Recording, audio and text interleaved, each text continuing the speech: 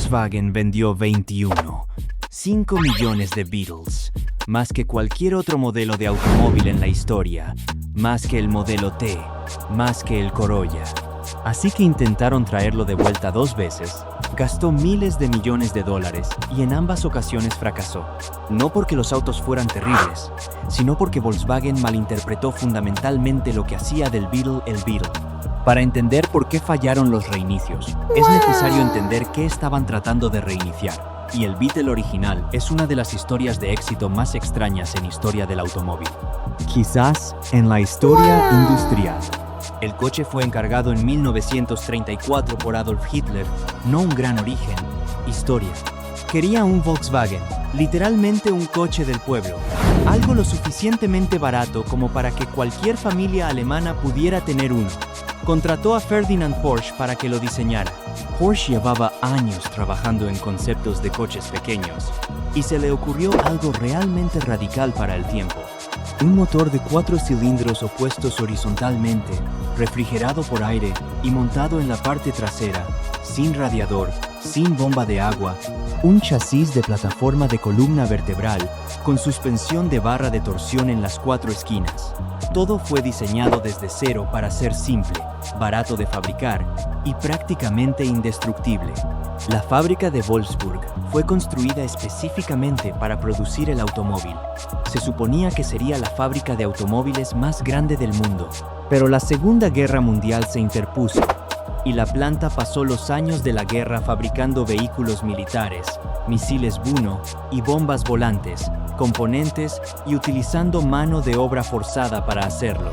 En 1945, la fábrica fue parcialmente bombardeada. La fuerza laboral se dispersó y el coche nunca se había vendido a un solo cliente civil.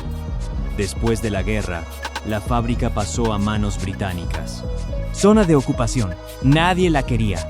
Los británicos se la ofrecieron a Ford. Henry Ford II envió personalmente un equipo para evaluarla, la planta y el coche. Su evaluador principal era Ernest Bridge, y su evaluación fue directa. El coche, dijo, era feo, demasiado ruidoso y no valía para nada. Ford lo rechazó. Los británicos lo ofrecieron a Rootes Group, a Fiat, a otros fabricantes también lo intentaron. Todos dijeron que no.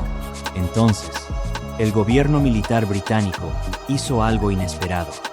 Ellos mismos reiniciaron la producción. Un oficial del ejército británico, llamado Major Ivan Hurst, esencialmente salvó la escarabajo del montón de chatarra.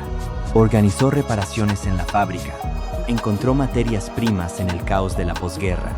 Alemania, y a finales de 1945, los primeros coches salían de la línea de producción. En 1946, estaban construyendo 1000 al mes. Hurst es una de las figuras más importantes de la historia del automóvil, y casi nadie conoce su nombre. Luego llegó Heinrich Nordhoff. Volkswagen lo contrató en 1948 para dirigir la empresa, e hizo algo que contradecía todo instinto en la industria automotriz. No rediseñó el Beetle, lo perfeccionó obsesivamente año tras año. Mejor puerta, sellos, mejor calefacción, un poco más de potencia, relaciones de transmisión mejoradas, mejor aislamiento acústico. En el coche durante su vida útil, Volkswagen realizó más de 78.000 cambios individuales al Beetle, pero el concepto básico, la forma básica, la filosofía básica nunca cambió. Motor trasero, refrigerado por aire, simple, asequible y funcionó. A mediados de la década de 1950, el Beetle se vendía en toda Europa. Nordhoff abrió agresivamente los mercados de exportación. Y luego Volkswagen hizo algo que probablemente no debería haber funcionado en absoluto. Trajeron el Beetle a América.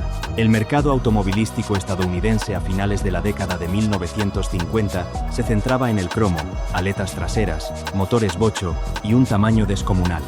Los coches se hacían más grandes cada año. La obsolescencia programada era el modelo de negocio. Se suponía que debías sentir vergüenza al conducir el coche del año pasado. En este mercado apareció el Beetle, pequeño, lento de aspecto extraño, 36 caballos de fuerza en los primeros modelos importados, apenas podía incorporarse a una autopista. No se parecía a ningún otro vehículo en las carreteras estadounidenses, y eso no se consideraba un cumplido. Debería haber muerto en llegada. En cambio, se convirtió en un fenómeno cultural, y gran parte de eso se debió a una agencia de publicidad, Doyle, Dane Bernbach, DDB. Crearon la que muchos consideran la mejor campaña publicitaria de la historia. Piensa en pequeño. En una época en la que todos los anuncios de coches gritaban sobre potencia, lujo y la necesidad de aparentar, los anuncios del Beetle eran honestos, autocrítico, divertido, minimalista. Un famoso anuncio mostraba el coche diminuto en un mar de espacio en blanco con el titular "Piensa en pequeño". Otro mostraba un Beetle con el titular "Limón". El texto explicaba que este coche en particular había sido rechazado en la fábrica porque un inspector de calidad encontró un pequeño defecto en la tira cromada de la guantera. El mensaje fue devastador. Volkswagen se preocupaba tanto por la calidad que rechazaba un coche por un defecto que nunca te darás cuenta. La campaña duró años y produjo docenas de anuncios icónicos. Hace que tu casa parezca más grande. Vive abajo sus medios. Cada uno transmitió el mismo mensaje de una manera diferente, y los anuncios funcionaron porque coincidían con el coche. El Beetle era honesto, sin pretensiones, sin alardes de estatus. Era barato, confiable, y te llevaba a donde necesitabas ir. Nada más, nada menos. En la década de 1960, se convirtió en el coche de la contracultura. Los estudiantes los conducían porque podían pagarlos. A los hippies les encantaban porque rechazaban los valores de Detroit. Aparecieron en todas partes. Herbie el escarabajo del amor convirtió a uno en una estrella de cine. El Beetle era el coche anticoche, un rechazo rodante de exceso automovilístico estadounidense. En 1972, el Beetle superó el récord histórico de producción del Ford Modelo T, más de 15 millones de unidades, y sigue aumentando. El coche que la propia gente de Ford decía que no valía nada se había convertido en el más producido automóvil en la historia. Pero aquí está el problema. El Beetle ya estaba muriendo para entonces, al menos en Estados Unidos. Emisiones. Las regulaciones se estaban volviendo más estrictas. La Ley de Aire Limpio de 1970 significó que el motor refrigerado por aire necesitaba costosas modificaciones para cumplir con los estándares. Las normas de seguridad exigían características que la antigua plataforma no podía incorporar fácilmente, y los coches japoneses estaban llegando en masa. El Honda Civic, el Toyota Corolla, el Datsun 510. Ofrecían todo lo que ofrecía el Beetle: fiabilidad, economía, precio bajo, más ingeniería moderna, motores refrigerados por agua, mejores calentadores que realmente funcionaban en enero, más espacio interior, tracción delantera que se comportaba mejor bajo la lluvia y la nieve que la parte trasera inestable de los Beetles. El último Beetle vendido nuevo en Estados Unidos fue un cabriolet de 1979. La producción continuó en México y Brasil durante décadas, pero en los mercados que más importaban para las ganancias de Volkswagen, el automóvil era hecho. Así que esa era la leyenda con la que Volkswagen estaba lidiando. No solo un coche, un artefacto cultural, una identidad, 21 millones de unidades de capital emocional, la forma de automóvil más reconocida del planeta, posiblemente después del Modelo T. Y a principios de la década de 1990, alguien en los estudios de diseño de Volkswagen miró toda esa historia y pensó: sí, deberíamos volver a hacerlo. El hombre más directamente responsable fue Jay Mays, diseñador estadounidense nacido en Oklahoma. Se formó en el Art Center College of Design en Pasadena. Trabajaba en el departamento de diseño de Volkswagen en Norteamérica. Estudió en Semi Valley, California. Su colega era Freeman Thomas, otro diseñador talentoso con una profunda aprecio por la historia del automóvil. Los dos trabajaban en un pequeño estudio lejos de la supervisión corporativa de Wolfsburg, lo que les proporcionó una libertad creativa que una sede alemana jamás habría tenido. Juntos, en 1994, crearon un prototipo llamado Concept 1. Debutó en el Salón del Automóvil de Detroit en enero de ese año. Forma redonda, deliberadamente retro. una reinterpretación moderna de la silueta de Beetle y un detalle que llamó enormemente la atención, un pequeño jarrón montado en el salpicadero, una llamada directa de vuelta a la era del Flower Power, a los Beatles hippies con margaritas en el guardabarros. La reacción fue volcánica, la prensa enloqueció, el público enloqueció aún más. La gente abordaba a los ejecutivos de Volkswagen en los pasillos del salón del automóvil, rogándoles que lo fabricaran. Los periodistas del automóvil lo llamaron la estrella del espectáculo. Un concepto revisado, Concepto 2, apareció en el Salón del Automóvil de Tokio más tarde ese año, con aún más detalles listos para la producción. La junta directiva de Volkswagen vio el respondieron, hicieron los cálculos y dieron luz verde a la producción. El atractivo emocional era innegable. El caso de negocios parecía era obvio, y ahí fue donde empezó el problema. De forma silenciosa, estructural, de maneras que no se harían evidentes hasta años después. El Beetle original tenía el motor trasero, tracción trasera, refrigerado por aire. Esa disposición mecánica no fue solo una decisión de ingeniería, era la del coche, identidad. Definía la experiencia de conducción, la experiencia de mantenimiento, la experiencia de ser propietario. Todo lo que la gente asociaba con Beetle surgió de esas decisiones. El nuevo Beetle no era nada de eso. Estaba construido sobre la plataforma del Golf Mark V, con motor delantero, tracción delantera y refrigeración líquida. Mecánicamente, debajo de la piel retro, era un Volkswagen Golf disfrazado para Halloween. Ahora bien, había razones legítimas para ello. No se puede vender un automóvil con motor trasero refrigerado por aire a finales de la década de 1990 y cumplir con los estándares federales de seguridad en caso de colisión y emisiones, requisitos y regulaciones sobre ruido. La plataforma Golf era probada, asequible y ya en producción en masa. Desde un punto de vista técnico y financiero, era la única opción racional, justo, suficiente. Pero la decisión tuvo consecuencias que fueron mucho más allá de la hoja de especificaciones. El Beetle original tenía su motor en la parte trasera y maletero en la parte delantera, compacto pero lógico. Cada centímetro tenía un propósito. El nuevo Beetle tenía su motor, está en la parte delantera, y también la mayor parte del espacio útil está en la parte delantera. El asiento trasero era casi inutilizable para adultos. Espacio para la cabeza. La parte trasera era una broma, debido a esa línea de techo abovedada. El maletero era diminuto. Las proporciones del coche estaban totalmente dictadas por nostalgia estética, no por requisitos funcionales. La forma no siguió a la función. La forma estranguló función. Lo metí en un armario y esperé que nadie se diera cuenta. El Beetle original era práctico dentro de sus limitaciones. Estrecho, sí. Ruidoso, absolutamente, pero honesto. El nuevo Beetle sacrificó la practicidad por una forma. Parecía un Beetle desde 20 pies de distancia. Desde el punto de vista del conductor, parecía una solución de compromiso. Se lanzó en marzo de 1998. El precio base era de $15,950. Si ajustamos esa cifra a la inflación, estaríamos hablando de aproximadamente $30,000 actuales. El Beetle original costaba $1,699 en 1968. Ajustado a la inflación, eso equivale a aproximadamente $15,000 hoy en día.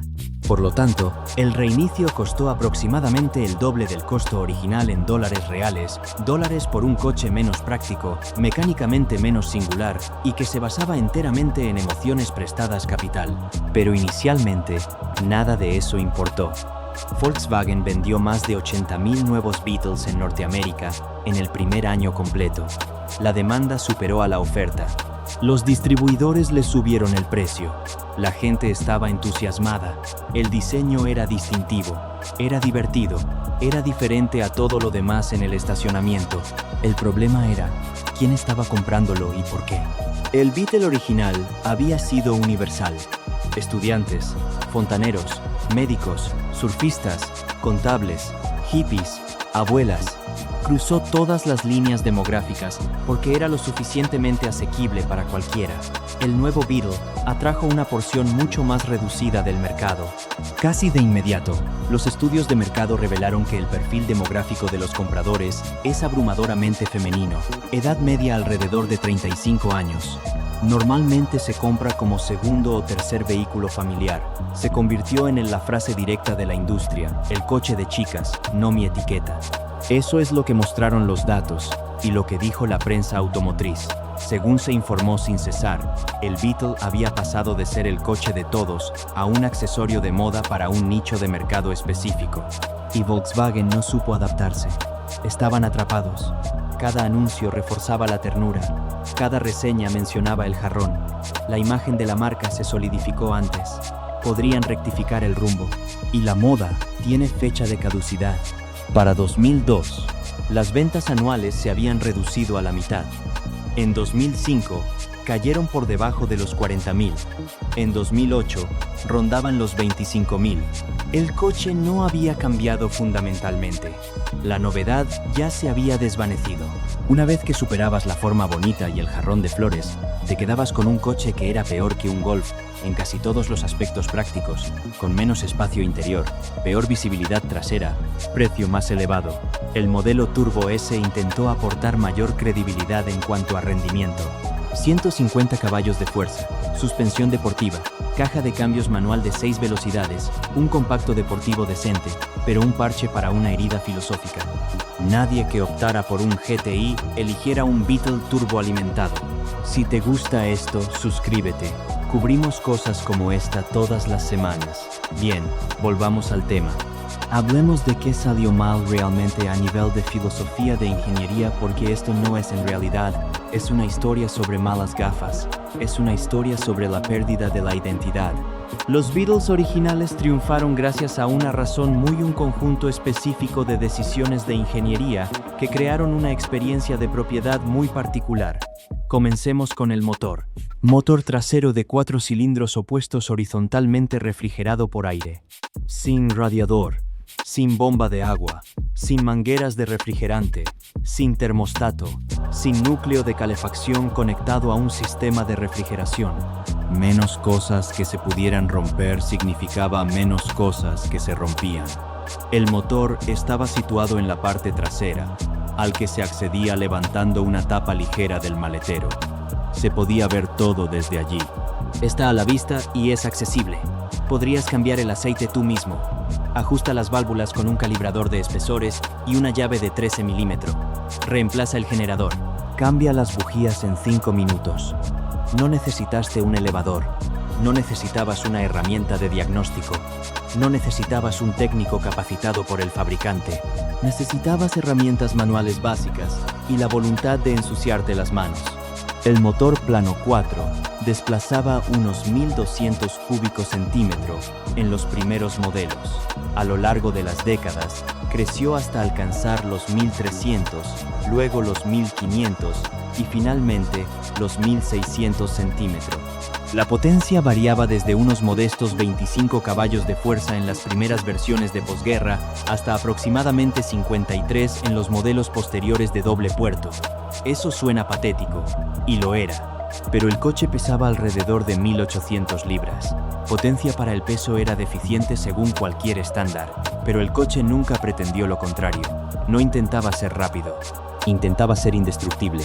Y en gran medida lo era. El motor refrigerado por aire podía funcionar en calor extremo sin sobrecalentarse porque no había refrigerante que pudiera hervir. Podía arrancar en un frío brutal porque no había refrigerante que se congelara ni radiador que grieta. El cárter de aleación de magnesio era ligero. El tren de válvulas de varilla de empuje era simple y robusto. Motores Beetle habitualmente duraban mucho más de 100.000 millas con solo cambios de aceite regulares y ajustes periódicos de válvulas. En una época en la que los bocho estadounidenses a menudo se cansaban y quemaban aceite a los 60 o 70.000 metros, ese tipo de longevidad era extraordinaria especialmente de un coche que costaba una fracción del precio. La suspensión de barra de torsión era tosca pero duradera. La carrocería estaba atornillada a un chasis de plataforma plana y literalmente se podía desmontar toda la carrocería del chasis y trabajar en la mecánica con todo al descubierto. Esto no era solo ingeniería, era una filosofía. El coche fue diseñado para que lo poseyeran y mantuvieran personas que no podían permitirse mecánicos profesionales. Fue diseñado para que lo entendiera la persona que lo conducía. Ahora comparemos el nuevo Beetle. El motor base era un 2L motor de 4 cilindros en línea que generaba 115 caballos de fuerza. El motor opcional era un 1.8L turboalimentado para hacer 150. Más tarde, un turbodiesel TDI de 1.9L hizo 90 caballos de fuerza, pero entregó más de 40 m por galón en carretera. Sobre el papel, cada uno de estos motores era superior al motor de 4 cilindros opuestos original, más potentes, más refinados, más limpios, más eficientes en consumo de combustible, en términos absolutos. Eran motores modernos, buenos motores. También eran motores de golf completamente genéricos. No había nada, absolutamente nada, en la experiencia mecánica del nuevo Beetle que lo conectaba con el coche original de alguna manera significativa. El nuevo Beetle pesaba alrededor de 2.900 libras, casi 0,0 libras más pesado que el original. Esa masa adicional provino de las estructuras de choque modernas, vigas de impacto lateral en las puertas, material insonorizante, ventanas eléctricas, cierre centralizado, aire acondicionado, múltiples airbags y todo el demás equipamiento que requiere un coche moderno. Necesario peso de seguridad, nadie lo discute. Pero la consecuencia fue que el nuevo Beetle necesitaba aproximadamente 3 veces la potencia del original para lograr un rendimiento en el mundo real aproximadamente similar. La ingeniería se había convertido en mucho más complejo que ofrecer una experiencia que, en esencia, era menos distintiva. La experiencia de conducción confirmó esta diferencia a la perfección. El Beetle original tenía una dirección ligera y vaga, y una tendencia bien documentada a levantar el pie del acelerador en lugar de girar debido al predominio del peso en la parte trasera. Esa característica podría perjudicarte seriamente si entrabas en pánico en medio de una curva. No era un buen manejo, pero su manejo era inconfundible. Siempre sabías que estabas conduciendo un Beetle. El nuevo Beetle se conducía como un Golf ligeramente más suave, competente, predecible, olvidable. La forma retro del exterior prometía cosas que el chasis de tracción delantera no podía cumplir. Aquí hay una comparación que cristaliza todo el problema. El Beetle original tenía un coeficiente de arrastre de aproximadamente 0,48. Terrible. Esa forma redonda y amigable era un ladrillo aerodinámico. Pero apenas importaba porque el coche alcanzaba su velocidad máxima.